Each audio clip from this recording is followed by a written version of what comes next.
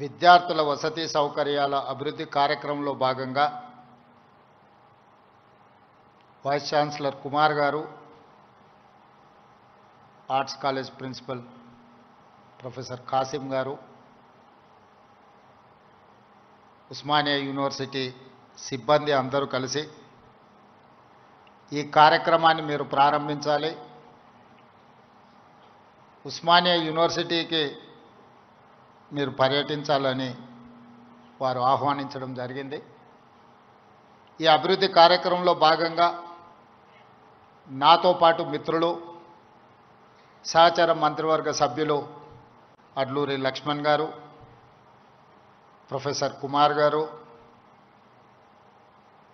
Yogita Rana education principal secretary గారు, Hyderabad city commissioner DGP CV Anand గారు, దేవసేన గారు, రిజిస్ట్రార్ గారు, ఇక్కడికి విచ్చేసిన తెలంగాణ నలుమూలల వైస్ ఛాన్సలర్స్ ప్రొఫెసర్ కోదండరామ్ గారు, education commission members, Osmania university teaching non teaching staff, విద్యార్థులందరికీ కూడా నా శుభాకాంక్షలు తెలియజేస్తున్నాను.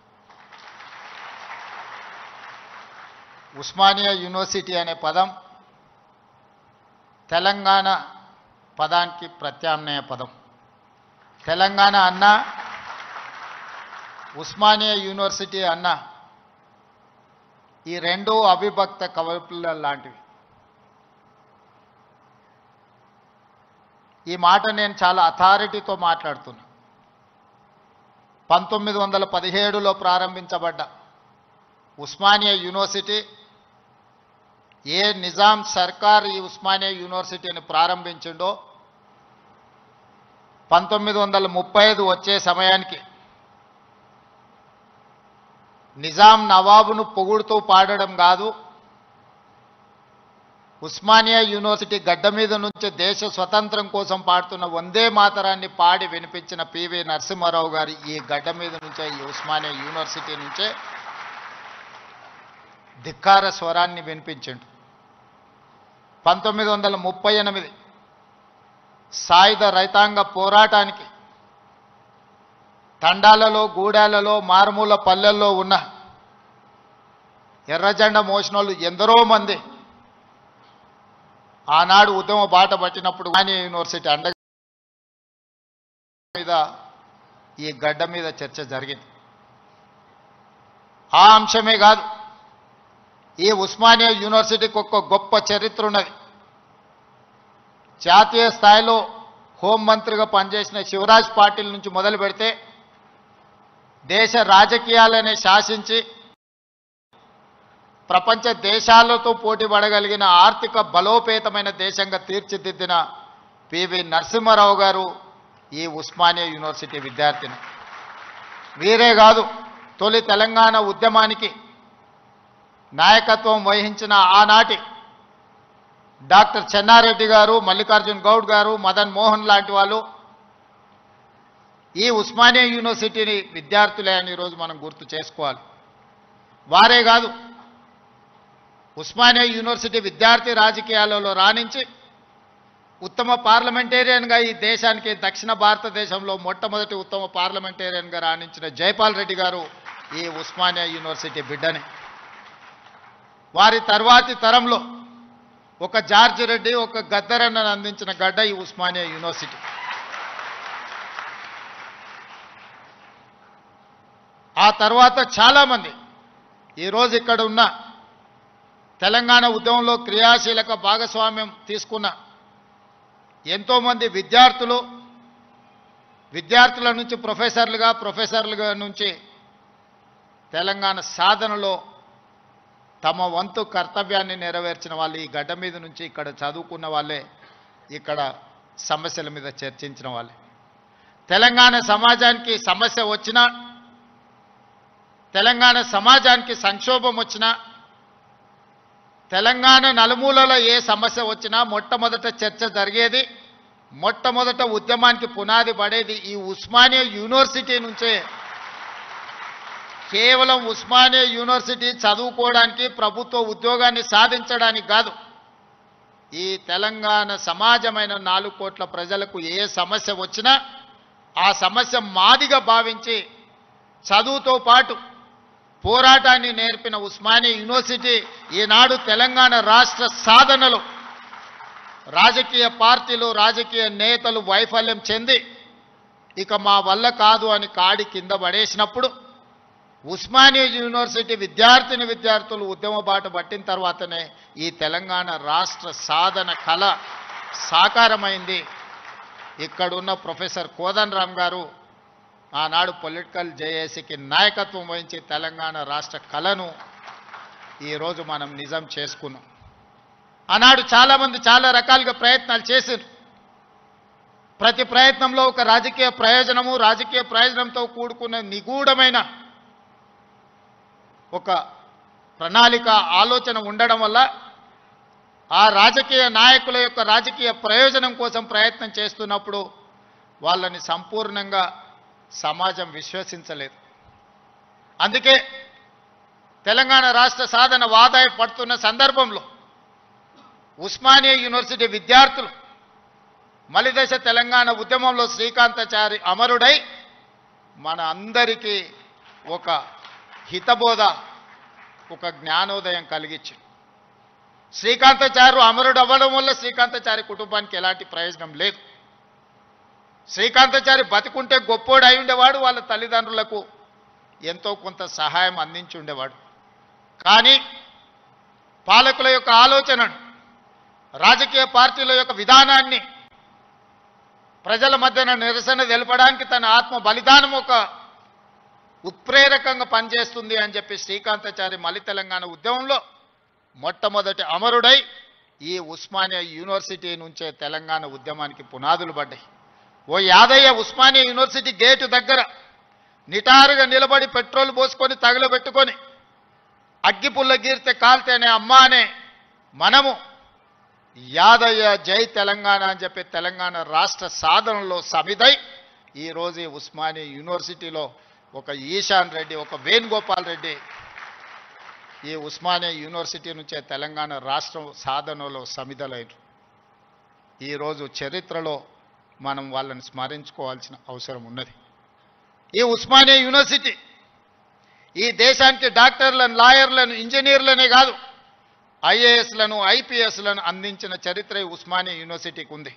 ఈ వేదిక మీద ఉన్న సిబి ఆనంద్ గారు 8991 ఈ ఉస్మానియా యూనివర్సిటీ విద్యార్థి 22 సంవత్సరాల వయసులోనే మొట్టమొదటి ప్రయత్నంలోనే ఐపీఎస్ సాధించిన యంగెస్ట్ ఐపీఎస్ ఆఫీసర్గా ఈరోజు డీజీపీ క్యాడర్లో హైదరాబాద్ కమిషనర్గా ఇక్కడి విద్యార్థి ఈ వేదిక మీద ఉన్నాడు అని అంటే ఈ ఉస్మానియా యూనివర్సిటీ ఎంత బలమైన పునాదులు వేసిందో తెలంగాణ నిర్మాణంలో ఈరోజు మనం గుర్తు చేసుకోవాలి. అందుకే మిత్రులారా, తెలంగాణలో ఏ సమస్య వచ్చినా తెలంగాణ ప్రజలకు ఏ అవసరం వచ్చినా అండగా నిలబడే ఈ ఉస్మానియా యూనివర్సిటీ కళావిహీనమైపోయి వైస్ ఛాన్సలర్ల నియామకం జరగక, ప్రొఫెసర్లు రిటైర్ అయిపోతే ప్రమోషన్లు ఇవ్వక, అసోసియేట్ అసిస్టెంట్ ప్రొఫెసర్లను కాదు లెక్చరర్లను నాన్ టీచింగ్ స్టాఫ్ను కూడా నియామకాలు చేయక కొద్ది కొద్దిగా క్యాన్సర్ లాగా ఈ ఉస్మానియా యూనివర్సిటీని నిర్వీర్యం చేసి తెలంగాణ సమాజానికి చైతన్యాన్ని అందించే ఈ ఉస్మానియా యూనివర్సిటీని కాల గర్భంలో కలిపేయాలని కుట్ర జరుగుతున్న సందర్భంలో ఖచ్చితంగా ఈ ఉస్మానియా యూనివర్సిటీ పూర్వ వైభవాన్ని మళ్ళీ ప్రారంభించాలి అనే ఒక గొప్ప ఆలోచనతోనే నేను ముఖ్యమంత్రి అయిన మరుక్షణం ఉస్మానియా కాకతీయ యూనివర్సిటీలతో పాటు అంబేద్కర్ ఓపెన్ యూనివర్సిటీ నుంచి మొదలు పెడితే యూనివర్సిటీలను అన్నిటిని కూడా చదువుకే కాదు సామాజిక చైతన్యానికి వేదికలు కావాలి.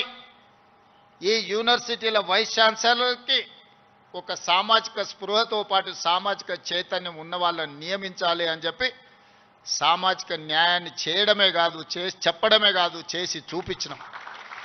108 సంవత్సరాల ఉస్మానియా యూనివర్సిటీ చరిత్రలో ఈ గడ్డ మీద ఒక్క దళితుడు కూడా వీసీ కాలేదు, వైస్ ఛాన్సలర్ కాలేకపోయింది. వాళ్ళ కుమార్ని ఒక దళిత బిడ్డని ఈరోజు మనం ఉస్మానియా యూనివర్సిటీ వైస్ ఛాన్సలర్గా చేసినాం.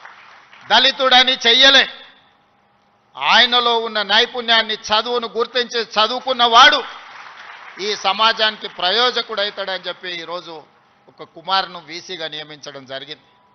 ప్రొఫెసర్ చక్రపాణి గారిని ఇవాళ వైస్ ఛాన్సలర్గా నియమించడమంటే తెలంగాణ ఉద్యమంలో పాల్గొనడమే కాదు, తెలంగాణ సమాజానికి ఏమి కావాలనో ఆలోచించగలిగిన శక్తి ఉంది కాబట్టే ఈరోజు వారిని కూడా మనం వైస్ ఛాన్సలర్గా నియమించుకున్నాం. ప్రొఫెసర్ పురుషోత్తంని విద్యా కమిషన్లో ఈరోజు నియమించడము అని అంటే వారు చదువుకున్నారు కాబట్టి.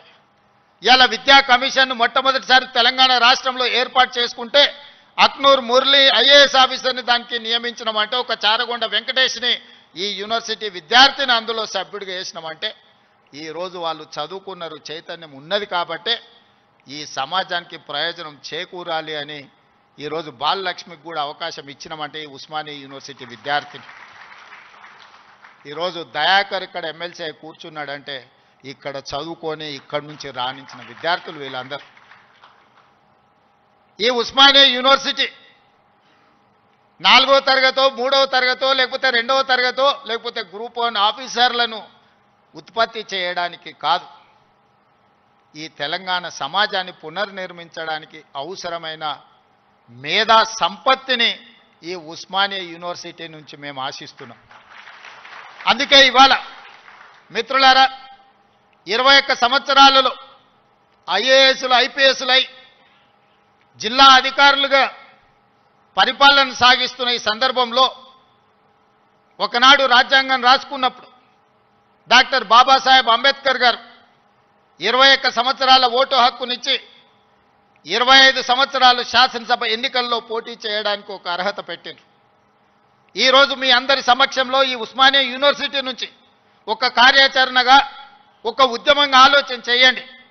ఓటు హక్కు రాజీవ్ గాంధీ గారు 18 సంవత్సరాలకు తగ్గించినప్పుడు ఐఏఎస్ ఐపీఎస్లు 21 సంవత్సరాలు నిండిన వాళ్ళు ఈరోజు పరిపాలన సాగిస్తుంటే శాసనసభలో 21 సంవత్సరాలు నిండిన యువకులు ఎందుకు ఎమ్మెల్యేలుగా ఉండకూడదో ఒకసారి ఆలోచన చేయండి. యువ నాయకత్వం ఈ దేశానికి అవసరం ఉన్నది. ఇవాళ ఈ దేశంలో ముఖ్యంగా తెలంగాణ రాష్ట్రంలో 18 సంవత్సరాలు పైబడి 35 సంవత్సరాల లోపల ఉన్న జనాభా 65%. ఇదే దేశం యొక్క సంపద. ఈ యువ సంపద, ఈ యువ మేధస్సు ప్రపంచ దేశాలకు ఎగుమతి అయి ఇవాళ అమెరికా, సింగపూర్లను అత్యంత ధనిక దేశంగా రాణించడానికి మన వాళ్ళ శ్రమ ఉన్నది, మన వాళ్ళ చెమట ఉన్నది. మరి ఇతర దేశాలకే తమ మేధా సంపత్తిని కరిగించి సంపద గల దేశంగా మారుస్తుంటే మన రాష్ట్రాన్ని సంపద గల రాష్ట్రంగా మనం ఎందుకు మార్చుకోకూడదు? మన యువకులు ఎందుకు మన అభివృద్ధిలో భాగస్వాములు కాకూడదు? ఒకసారి ఆలోచన చేయండి. ఈరోజు ఈ ఉస్మానియా యూనివర్సిటీ చదువులకే కాదు, పరిశోధనలకు కూడా వేదిక కావాలి.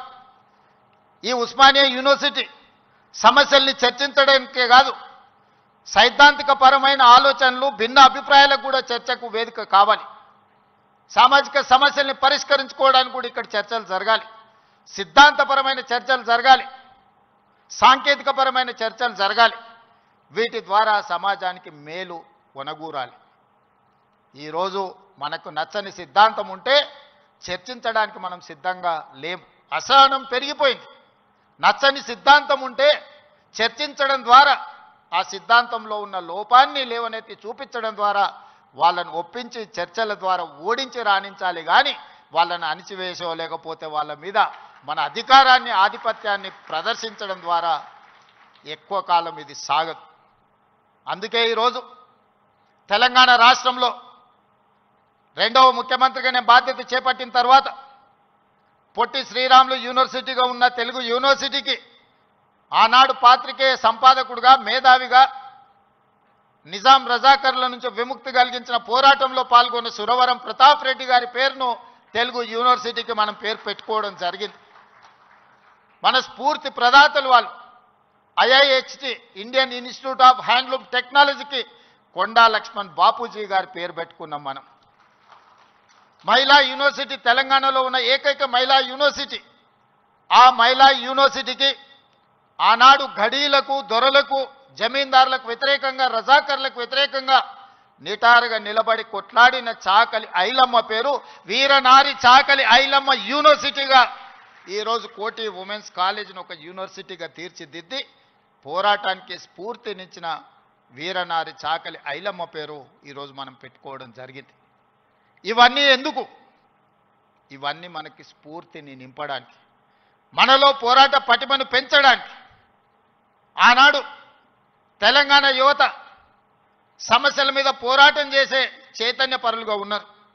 కానీ ఈనాడు ముఖ్యమంత్రిగా నాకు అందుతున్న సమాచారం తెలంగాణ ప్రాంతంలో జరుగుతున్న పరిణామాలు మానసిక వేదనకు గురి చేసే పరిస్థితి ఉన్నది. ఈరోజు పట్టణ ప్రాంతాలలో లేకపోతే యూనివర్సిటీలలో కాదు, చిన్న చిన్న కాలేజీల్లో, జూనియర్ కాలేజ్, డిగ్రీ కాలేజీల్లో కూడా విద్యార్థులు గంజాయి సేవించే పరిస్థితి వచ్చింది. ఇది తెలంగాణ సమాజాన్ని నిర్వీర్యం చేసే ప్రమాదం పొంచి ఉన్నది. ఇవాళ గంజాయి, డ్రగ్స్ తెలంగాణ సమాజాన్ని, యువతను పట్టి పీడిస్తున్నాయి.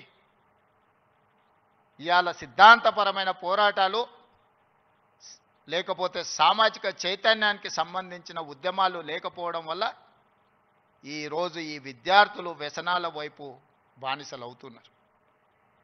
ఇది మనందరం, ఇక్కడున్న మేధావులందరూ ఆలోచన చేయాలి, చర్చ చేయాలి.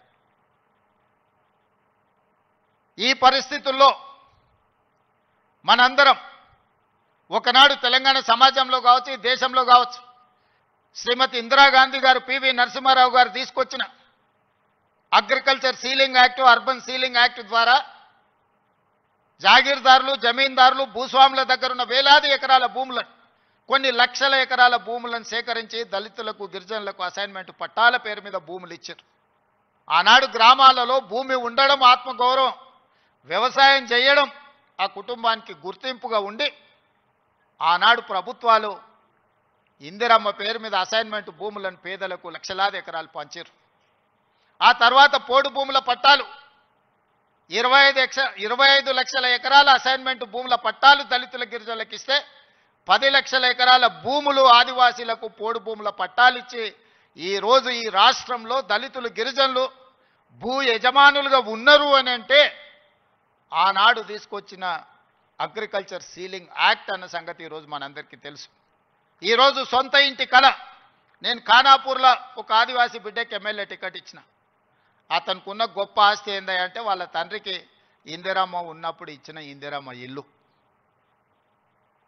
నేను అక్కడ నాగోబ జాతర దర్శించుకోవడానికి ఒక గిరిజన సాంప్రదాయానికి సంబంధించి గుడిని సందర్శించినప్పుడు చైతన్యం కలిగిన యువకుడిగా వాళ్ళందరినీ సమన్వయం చేస్తూ ఒక యువకుడు నాకు కనిపించింది. పిలిచి పేరు అడిగినా నాకు అర్థం కాలే. తర్వాత నా పక్కన వాళ్ళకి చెప్పిన, అబ్బాయి ఫోన్ నెంబర్ తీసుకొని, చదువుకున్నాడు, చైతన్యం ఉన్నది, ఫీల్డ్ ఎన్ఆర్ఈజేఎస్లో ఫీల్డ్ అసిస్టెంట్గా పనిచేస్తున్నాడు అని చెప్తే అతన్ని పికప్ చేసుకొని ఎమ్మెల్యే టికెట్ ఇస్తే ఈరోజు ఎడమ బోజు పేరు మీద శాసనసభలో ప్రాతినిధ్యం వహిస్తున్నాడు. దానికి కారణం చదువు, చైతన్యం. ఈరోజు లక్ష్మణ్ మంత్రి అయినా, కుమార్ వైస్ ఛాన్సలర్ అయినా, ప్రొఫెసర్ కాసిం గారు ప్రిన్సిపల్ గారైనా, ఈ యోగితా రాణా గారు వారి సామాజిక నేపథ్యం మీరు తెలుసుకోండి, వారు ఐఏఎస్ ఆఫీసర్ ఇక్కడ ఉన్న, ఇక్కడ చాలామంది రాణించిందంటే చదువు ఒక్కటే కారణం. ఇవాళ చదువును మనం నిర్లక్ష్యం చేసే పరిస్థితి లేదు. ఈరోజు నేను ఉన్న వాస్తవం మీ దగ్గర చెప్పదలుచుకున్నా. నా దగ్గర పంచడానికి భూములు లేవు, మిమ్మల్ని ధనవంతులు చేయడానికి ఖజానా ఖాళీగా ఉన్నది. ఖజానా ఒట్టిపోయి ఉన్నది, భూములేమో లేవు, పంపకాలు జరిగిపోయినాయి. ఈరోజు తెలంగాణలో 1,50,00,000 ఎకరాల వ్యవసాయ యోగ్యమైన భూములు ఉంటే 96% చిన్న సన్నకారు రైతులే. అంటే ఎకరము, 2 ఎకరాలు, 3 ఎకరాలే. ఇప్పుడు అగ్రికల్చర్ సీలింగ్ యాక్ట్ తెచ్చినా నేను గుంజుకోవడానికి గజం కాదు కదా, ఇంచు భూమి కూడా లేదు. అందుకే మా దళితులకు, మా గిరిజనులకు, మా బలైన వర్గాలకు, మా మైనారిటీ సోదరులకు, మా తమ్ముళ్ళకు, మా చెల్లెళ్ళకు నా సూచన ఒక్కటే, మీరు ధనవంతులు కావాలి, మీరు గొప్ప వ్యక్తులు కావాలి అని అంటే రాష్ట్ర ప్రభుత్వం పంచడానికి భూములు లేవు, నింపడానికి ఖజానా లేదు. మీకు నేను ఇవ్వగలిగింది విద్య ఒక్కటే, నాణ్యమైన విద్యనే మీ తలరాతలను మారుస్తుంది. మీ తలరాతలు మారాలంటే మీరు చదువుకోవాలి. చదువు ఒక్కటే పరిష్కారం. చదువు ఒక్కటే మిమ్మల్ని గుణవంతులు చేస్తుంది, ధనవంతులను చేస్తుంది, శ్రీమంతులు చేస్తుంది. ఈ తెలంగాణ సమాజంలో మిమ్మల్ని భాగస్వాములను చేస్తుంది. చదువుకునే వయసులో మీరు ఇతర వ్యాపకాలకు లోనైతే జీవితాంతం బాధతోని కుళ్ళి కృషించి చావాల్సిన పరిస్థితి వస్తుంది. అందుకే ఒక సామాజిక బాధ్యతగా ముఖ్యమంత్రి అయిన ఎంబడే వైస్ ఛాన్సలర్ను నియమించిన వాళ్ళనే ఇంటర్నల్ ఒక సబ్ కమిటీ వైస్ ఛాన్సలర్తోనేసి మీ విద్యా ప్రమాణాలు పెంచుకోవాలంటే నేను చేయగలిగింది ఏందో మీరు చెప్పండి. నియామకాలతో పాటు ప్రొఫెసర్ల వయసు పెంచడంతో పాటు నిధుల కేటాయింపు వరకు మీకు ఏం కావాలన్నా మీకు పూర్తి స్వేచ్ఛనిస్తున్నా, మీరు ప్రణాళికలు సిద్ధం చేసుకోండి అని ఆదేశాలు ఇచ్చిన. ఇవాళ తెలంగాణ సమాజంలో సామాజిక న్యాయంతో వైస్ ఛాన్సలర్లు నియమించడం చిన్న వివాదం లేకుండా, ఒక ఆరోపణ లేకుండా మొట్టమొదటిసారి తెలంగాణలో మనం వైస్ ఛాన్సలర్లను నియమించుకోగలిగింది. ఇవాళ పబ్లిక్ సర్వీస్ కమిషన్కి ఒక బలహీన వర్గాలకు సంబంధించిన బుర్రా వెంకటేశంని ఒక రెసిడెన్షియల్ స్కూల్లో గవర్నమెంట్ హాస్టల్లో చదువుకున్న విద్యార్థి ఈరోజు పబ్లిక్ సర్వీస్ కమిషన్ చైర్మన్గా పనిచేస్తున్నాడు. వీళ్ళందరికీ ఒక చైతన్యం ఉంది, సామాజిక బాధ్యత ఉంది. కష్టాలు చూసి వచ్చారు. పేదరికం వాళ్ళ జీవితంలో ఒక భాగం. కొంతమందికి పేదరికం ఎక్స్కర్షన్. పేదరికం ఎట్లుంటుందో అంటే పట్టణం నుంచి పెద్ద బెంచ్ కార్ వేసుకొని పోయి చూసి పేదరికం ఓహో ఇట్లుంటుందా అని చూసి వచ్చే ఎక్స్కర్షన్ కొంతమంది పెద్దోళ్ళకు. కానీ ఆ పేదరికంలోనే పుట్టి ఆ పేదరికాన్ని అనుభవించి ఆ పేదరికంలో నుంచే అభివృద్ధి పదం వైపు నడిచిన వాళ్ళు ఈరోజు తెలంగాణ రాష్ట్రాన్ని నడుపుతున్నారు. పేదరికం అంటే మాకు కొత్త కాదు, పేదరికం మాకు చుట్టం కాదు, పేదరికం మా జీవన విధానంలో ఒక భాగం. మేము ఆ పేదరికాన్ని చూసి వచ్చినాం. ఆ పేదరికాన్ని పారద్రోలడం మాకంటే ఎక్కువ ఎవరికి తెలియదు. ఎవరి మీద మనం ఆధారపడాల్సిన పని లేదు. అన్ని శక్తియుక్తులు, తెలివితేటలు, అధికారం నిర్ణయించే శక్తి మన దగ్గర ఉంది.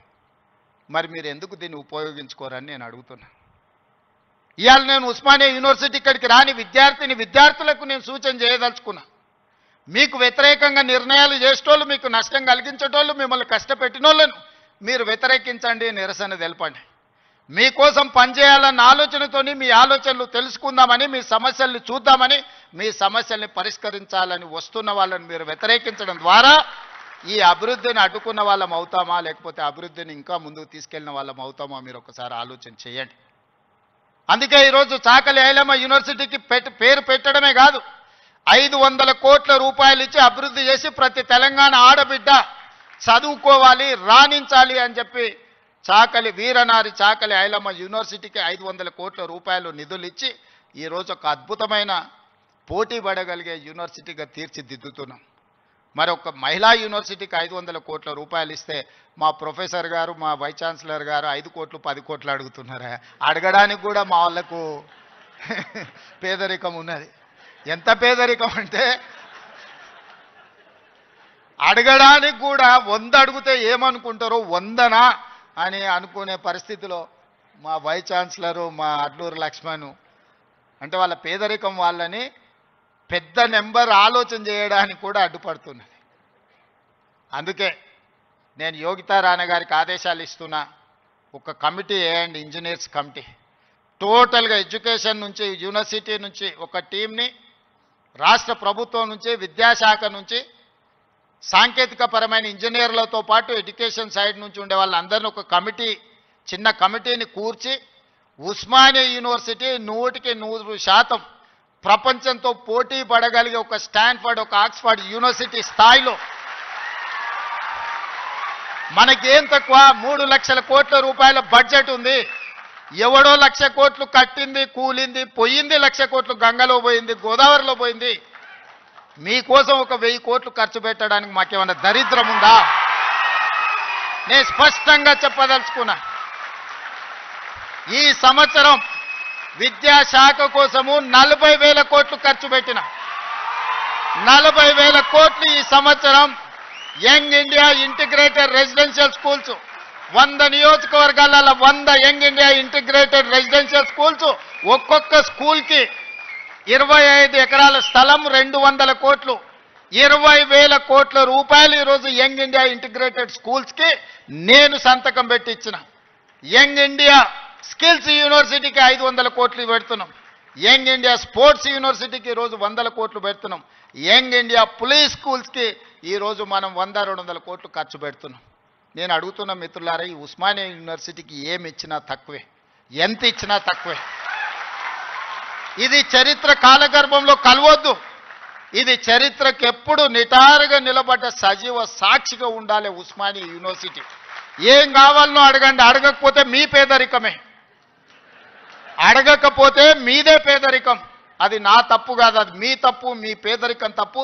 మీ ఆలోచనల్ని సవరించుకొని అంచనాలను వేసుకొని ఏమేం కావాలనో చెప్పండి, అన్నిటిని ఇచ్చే బాధ్యత నాది. దీన్ని ఒక అద్భుతమైన యూనివర్సిటీగా, ఈ యూనివర్సిటీ లేకపోతే తెలంగాణకు చరిత్రనే లేదు. తెలంగాణ చరిత్రను నిక్షిప్తం చేసే యూనివర్సిటీ ఉస్మానియా యూనివర్సిటీ. తెలంగాణ పదానికే ప్రత్యామ్నాయం ఉస్మానియా యూనివర్సిటీ.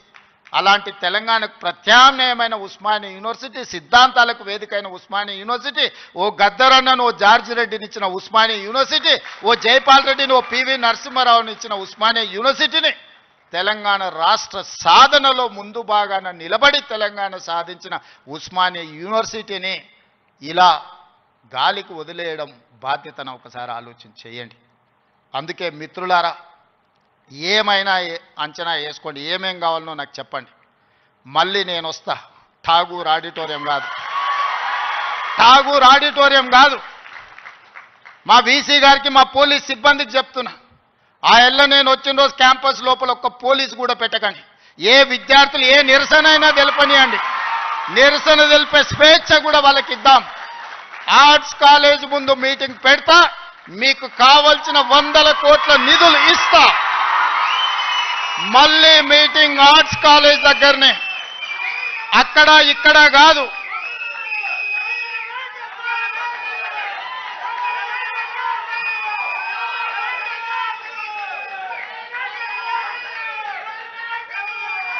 ఆర్ట్స్ కాలేజ్కి వచ్చిన రోజు డీజీపీ గారికి, సిటీ కమిషనర్ గారికి నేను ఆదేశాలు ఇస్తున్నా, ఒక్క పోలీస్ కూడా క్యాంపస్ లోపల ఉండొద్దు, నేను వస్తా. ఎవరు వీళ్ళు? మా తమ్ముళ్ళు, మా చెల్లెళ్ళు తండాలలో, గూడాలలో, మారుమూల పల్లెల్లో పేదరికం రుచి చూసి అభివృద్ధి జరగాలి, డాక్టర్లు, లాయర్లు, ఇంజనీర్లు కావాలి, ఐఏఎస్లు, ఐపీఎస్లు, ఐఎఫ్ఎస్లు అయి ఈ దేశ నిర్మాణంలో భాగస్వాములు కావాలని ఇక్కడికి వచ్చిన వాళ్ళను ఆనాడు ఉన్నాయన గొర్రెలు, బర్రెలు, చేపలు పెంచుకోండి అంటే ఈరోజు డాక్టర్లు, లాయర్లు, ఇంజనీర్లు కాండి, ఐఏఎస్లు, ఐపీఎస్లు కాండి అని నేనంటున్నా. నేను రావద్దా? ఎందుకు రావద్దు? గొర్రెలు, బర్రెలు, చేపలు పెంచుకునేటోనికి నేను రావద్దని కోరిక ఉండొచ్చు, కానీ డాక్టర్లు, లాయర్లు, ఇంజనీర్లు, ఐఏఎస్లు, ఐపీఎస్లు అయ్యే విద్యార్థులకు నేను రావద్దని నన్ను అడ్డుకోవాలన్న ఆలోచన ఎందుకు ఉంటుంది? ఒకవేళ అడ్డుకుంటే వాళ్ళు వేసే యక్ష ప్రశ్నలకు సమాధానం చెప్పే చిత్తశుద్ధి నాకుంది. తెలివి ఉందా లేదా పక్కన పెడితే నాకు చిత్తశుద్ధి ఉంది. నా చిత్తశుద్ధిని ఎవరు ప్రశ్నించలేరు, ఎవరు శంకించలేరు. అందుకే మీరు అంచనాలు పెంచండి, అంచనాలు వేయండి, అన్ని వివరాలు సేకరించండి. డిసెంబర్ మాసం మనకు అత్యంత కీలకమైన మాసం. Miracle month is December. క్రిస్మస్ని మిరకల్ మంత్ అంటారు, అద్భుతాలు జరిగే నెల అంటారు.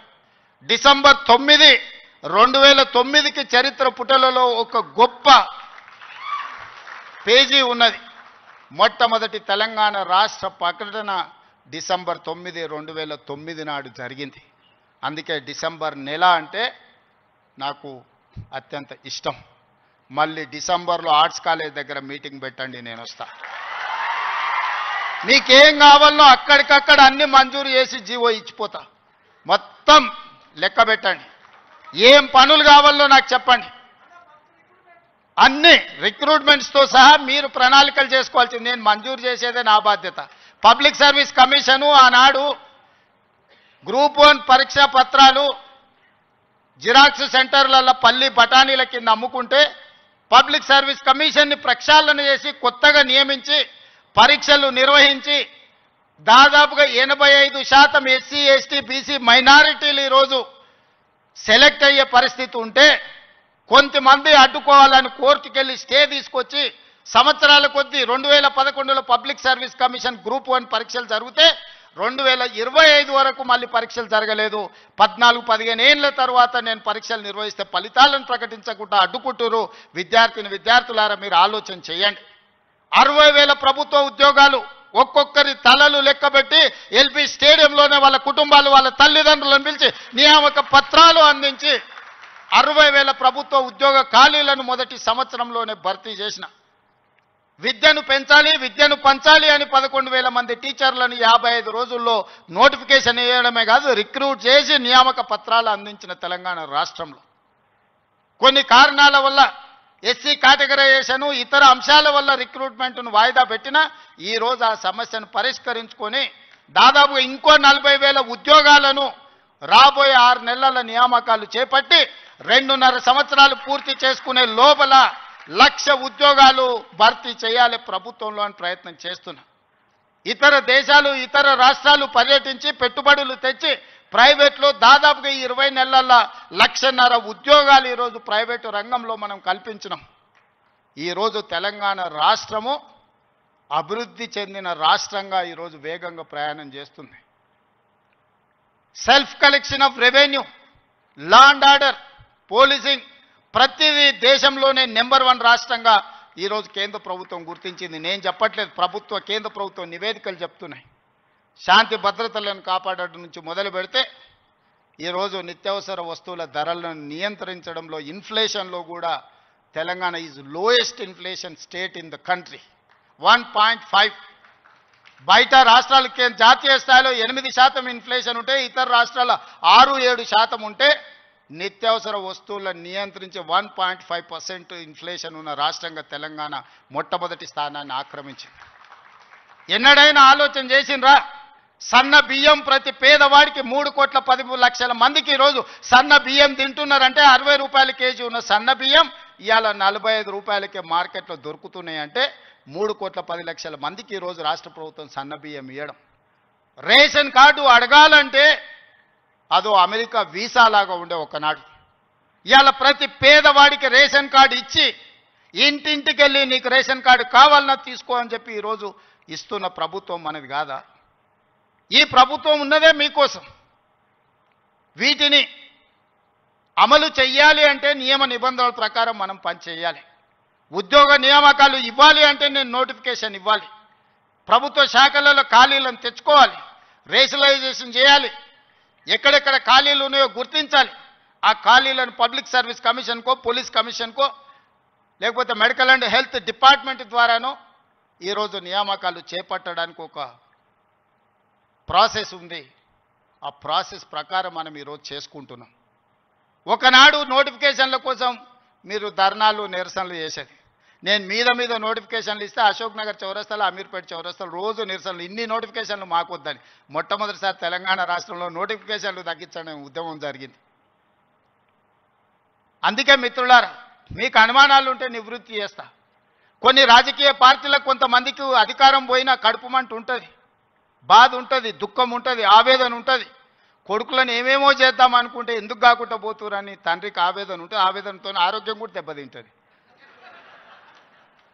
మీరు వాళ్ళ ఉచ్చులో పడితే ఎట్లా?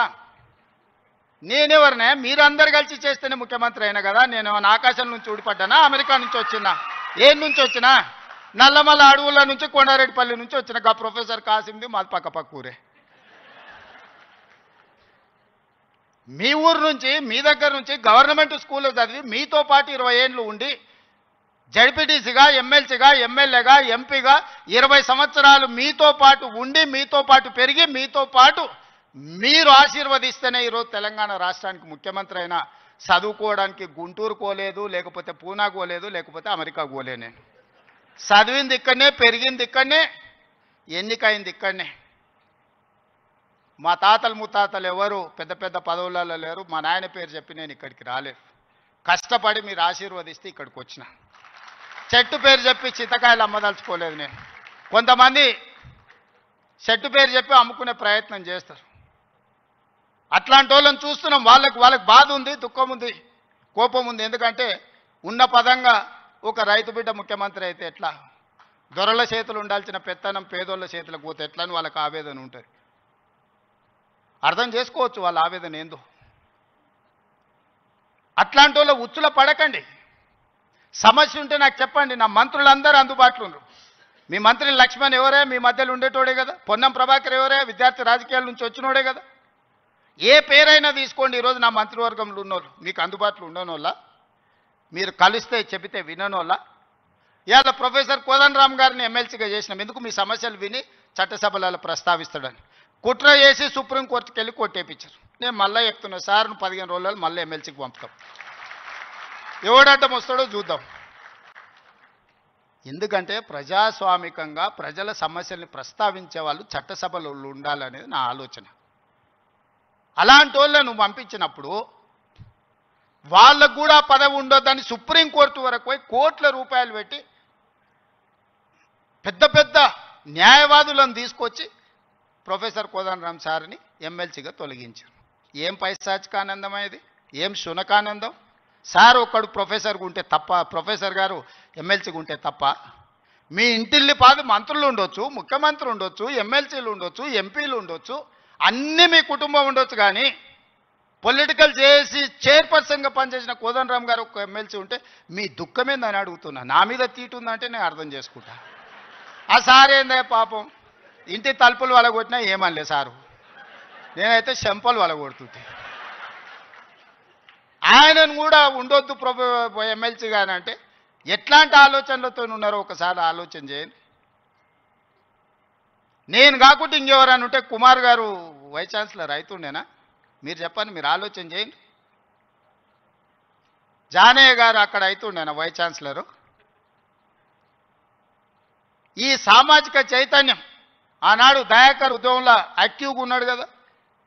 10-12 ఏళ్ళు పాపం ఏది రాకుండా అందరు అడ్డం పడ్డారు కదా. ఇవాళ ఎమ్మెల్సీ అయ్యాడు కదా దయాకర్ కూడా. ఇవన్నీ ఎందుకు అవుతున్నాయి? బాలలక్ష్మి మీ బిడ్డనే కదా, మీ యూనివర్సిటీలో పెరిగిన అమ్మాయే కదా. ఈరోజు ఈ రాష్ట్ర ప్రభుత్వాన్ని నడిపే దాంట్లో భాగస్వామి అయింది కదా. నేను మీకు విజ్ఞప్తి చేసేది ఒకటే, అపోహలకు లోన్ కాకండి. అబద్ధాల సంఘాలు ఉంటాయి, దానికి అధ్యక్షులు ఉంటారు, తండ్రి కొడుకులు. ఆ అబద్ధాల సంఘం చెప్పి అబద్ధాలను మీరు నమ్మకండి. ఈ అబద్ధాల సంఘము ఊరంతా వాట్సాప్ అని, సోషల్ మీడియా అని, ఆ మీడియా అని అడ్డగోలుగా సంపాదించింది ఖర్చు పెట్టి అబద్ధాలన్నిటిని కూడా అందులో పెట్టి ఈ మనం పిల్లలందరూ కష్టపడి సాంకేతిక నైపుణ్యంతో ఏఐ తెస్తే ఏఐ పెట్టి సెంట్రల్ యూనివర్సిటీ దగ్గర ఏనుగులు సింహాలు ఉన్నాయి, వాటిని మేము చంపుతున్నామని పెట్టారు. తెలంగాణలో ఏనుగులు అనేటివే లేవయా, సింహాలు అనేటివే లేవు. మానవ రూపంలో ఉన్న మృగాలు ఉన్నాయి, అవి ఫామ్ హౌజ్లలో ఉన్నాయి. వాటిని నిర్బంధించడానికి వలలేయండి. మదర్ ట్రైన్లను బంధించడానికి గోతులు దొవ్వండి. లేని ఏనుగులను, లేని సింహాలను సెంట్రల్ యూనివర్సిటీలో ఉన్నాయి, వాటిని నేను చంపేస్తున్నా అని చెప్పి సోషల్ మీడియాలో ఆర్టిఫిషియల్ ఇంటెలిజెన్స్ను ఉపయోగించి అతి తెలివితేటలన్నీ ప్రదర్శించి అడ్డుకున్నారు. ఎంతకాలం అడ్డుకుంటారు? ఏది ఇష్టం లేదు వాళ్ళకు. ఏదన్నా మనం వచ్చినాక చేస్తా అన్నది ఏదన్నా ఇది మంచిగా ఉంది, ఇది బాగుంది అన్నారా? గంజాయి డ్రగ్స్ను నిర్మూలించడానికి ఈగల్ ఫోర్స్ అని తెచ్చినాం. అది ఎందుకయ్యా రద్దు చేయండి అన్నారు. చెరువుల పేరు మీద, ఫామ్ హౌజ్ల పేర్ల మీద చెరువులు ఆక్రమించుకొని గండిపేట, ఉస్మాన్ సాగర్, హిమాయత్ సాగర్లను ఆక్రమించుకొని పెద్ద పెద్ద ఫామ్ హౌజులు కట్టుకుంటే కూలగొట్టడానికి హైడ్రా తెచ్చిన. లేదు హైడ్రాని కూలగొట్టండి అంటారు.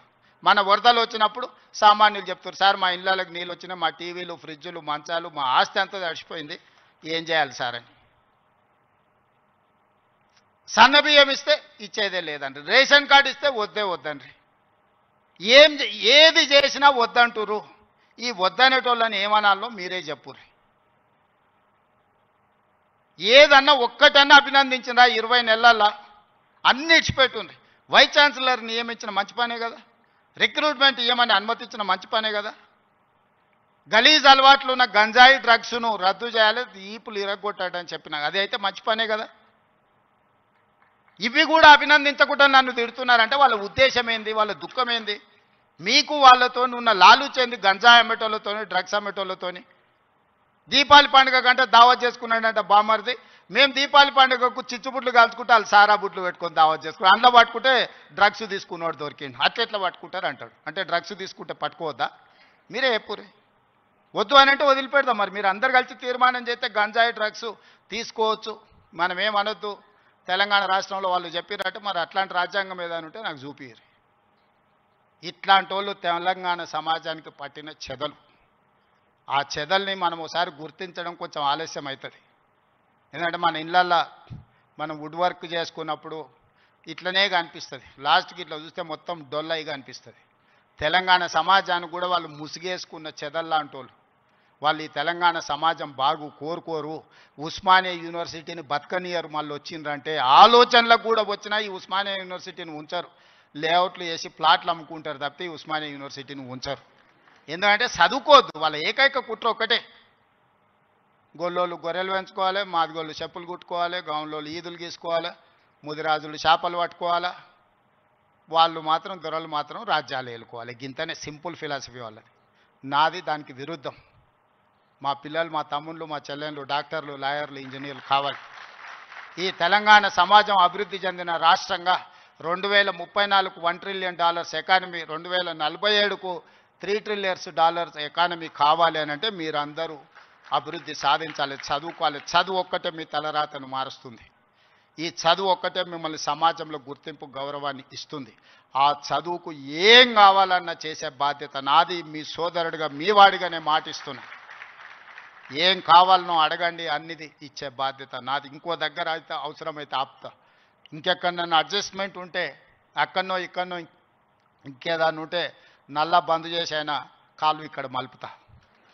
మీరేం ఫికర్ పెట్టుకోకరి, నేనున్నా. మీరు కావాల్సింది చేసుకోండి. ధన్యవాదాలు మిత్రులారా.